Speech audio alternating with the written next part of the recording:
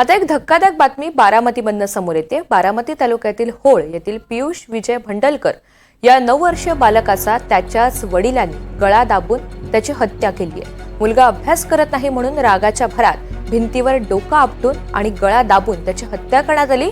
14 जानेवारी रोजी दुपारी 2:30 वाजता राहत्या घरी ही घटना घडल्याची माहिती मिळते।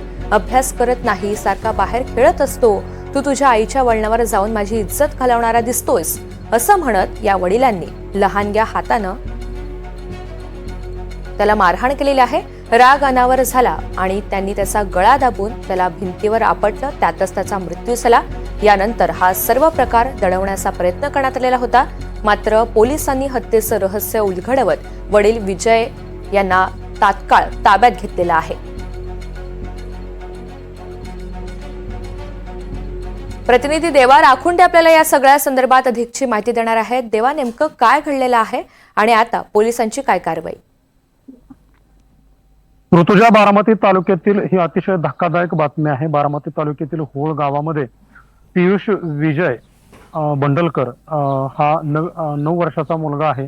त्याच्याच पित्याकडून हत्या झालेली आहे। गळा दाबून आणि भिंतीवरती डोकं आपटून त्याच्या वडिलांनी आपल्या मुलाचा जीव घेतलेला आहे आणि हा सर्व प्रकार जो आहे तो राहत्या घरी 14 जानेवारी रोजी दुपारी 2:30 वाजताच्या सुमारास घडलेला आहे। आणि हे सर्व घडत असताना त्या पियुषची आजी देखील समोर होती, मात्र त्या आजीने देखील या पियुषला वाचवलं नाही। मुलगा अभ्यास करत नाही, सातत्यानं बाहेर खेळायला जातो, याचा राग कुठेतरी अनावर झाला आणि विजय भंडलकर जे पियुषचे वडील आहेत त्यांनी या मुलाला मारहाण केली। याच दरम्यान त्याचं डोकं जे आहे ते भिंतीवर त्यांनी आपटवलं गेलं, त्याचा गळा दाबला आणि या सर्व घटनेमध्ये पियुषचा मृत्यू झाला। ही सर्व घटना घडत असताना त्या पियुषची आजी देखील समोर होती, मात्र कुठेही वाचवण्याचा प्रयत्न तिने केला नाही। यानंतर विजय भंडलकर याच्या सांगण्यावरून मुलाला चक्कर आली आणि त्यामुळे त्याचा मृत्यू झाला असं आजीने बाहेर बतावणी केली। हे सर्व प्रकरण दडपण्याचा प्रयत्न केला। ज्यावेळी पियुषचा मृत्यू झाला त्यावेळी पियुषचे वडील म्हणजे ज्याने हत्या केली ते विजय भंडलकर, त्यांची आई म्हणजे पियुषची आजी आणि आणखी एक, या तिघांनी या 9 वर्षीय बालकाला खाजगी रुग्णालयात नेलं। डॉक्टरांचा सल्ला घेतला, डॉक्टरांनी त्यांना शासकीय रुग्णालयात नेण्याचा सल्ला दिला, मात्र तिथे न नेता किंवा त्या बॉडीची पोस्टमॉर्टम न करता थेट या बॉडीवर अंत्यविधी करण्याचा निर्णय या मारेकऱ्यांनी घेतला, पियुषच्या वडिलांनी घेतला। गावात कुठेही याची वाच्यता केली नाही आणि लोकांना असं सांगितलं गेलं की चक्कर येऊन त्याचा मृत्यू झाला। मात्र पोलिसांना, वडगाव निंबाळकर पोलिसांना याची कुणकुण लागली।